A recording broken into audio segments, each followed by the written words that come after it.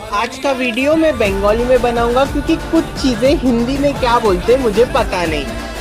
High, আমি দীপ। দেশে গিয়ে লাঞ্চে আমি কি কি খেলাম সেটাই তোমাদের সাথে শেয়ার করব। প্রথমেই নিয়ে নিয়েছি গরম গরম ভাত, তারপরে নিয়েছি তরুলি আলু গাজর ভাজা, তারপরে এঁচোড়ের তরকারি, তারপরেই ছিল ঝিনুকের ঝাল, আর ছিল চিংড়ি মাছের ঝাল, তার সাথেও ছিল ডাল। তরুলি আলু আর গাজর ভাজাটার মধ্যে তরুলিটা দিদা গাছ বসেছে, সেই গাছেরই তরুলি আমরা প্রথম খাচ্ছি, খুবই ভালো লাগছে একদম খেতে। এঁচোড়টা দাদু গাছ থেকে পেরে এনেছে, ফ্রেশ একদম, খুবই খেতে ভালো লাগছে। এত সুন্দর আর এত সুন্দরভাবে গলে গেছে কি বলবো। ঝিনুকটা আমি অতটা খাই না, গেঁড়িটা আমার বেশ খেতে ভাল লাগে।